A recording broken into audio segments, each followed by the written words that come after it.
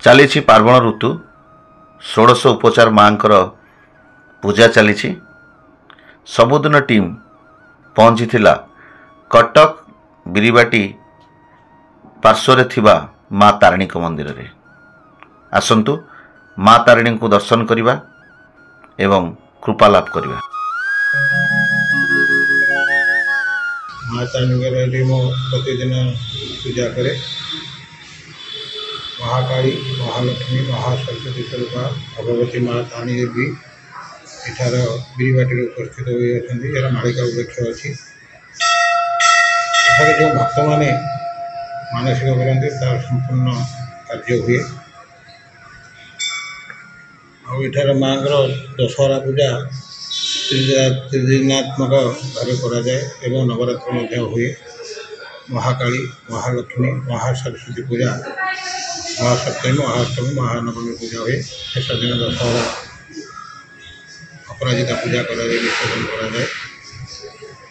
सब प्रत्येक दिन सूर्य पूजा, गोपूजा, संपूर्ण चंडी पाठ, संपूर्ण चंडी पाठ आहुति कराए एवं अन्य देवादेवी आहुति कराए। बहुत लोक भक्त मान समावेश होती। माँ दशहरा पूजा बहुत गाड़ी भी आसी पूजा हुए। ये षोड़ पूजा होची आज तार केते तमति हमर तो षोड़ पूजा हुए नहीं, हमर नवरात्र हुए। आज्ञा नवरात्र से पूजा जाए।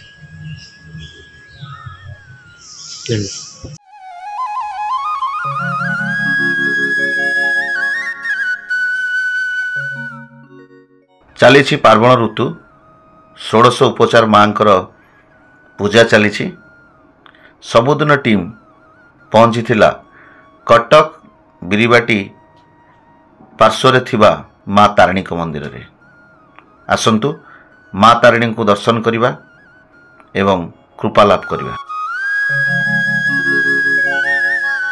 माँ तारिणी मो प्रतिदिन पूजा करे। महाकाली, महालक्ष्मी, महासरस्वती स्वरूपा भगवती माँ तारिणी देवी एठार बिरीबाटी उपस्थित होती। यार मालिका वृक्ष अच्छी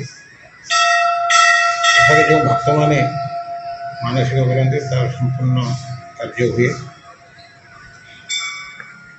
आठार माँ दशहरा पूजा त्रिदिनात्मक भाव कराए एवं नवरात्र हुए।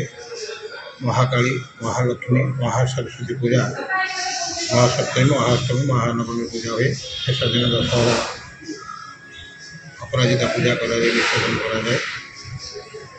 सब प्रत्येक दिन सूर्य पूजा, गोपूजा, संपूर्ण चंडी पाठ, संपूर्ण चंडी पाठ आहुति कराए एवं अन्य देवादेवी आहुति कराए। बहुत लोक भक्त मान समावेश होती। माँ दशहरा पूजा बहुत गाड़ी भी आसी पूजा हुए। ये षोड़ पूजा होची आज तार केते तमति हमर तो षोड़ पूजा हुए नहीं, हमर नवरात्र हुए। आज्ञा नवरात्र से पूजा जाए।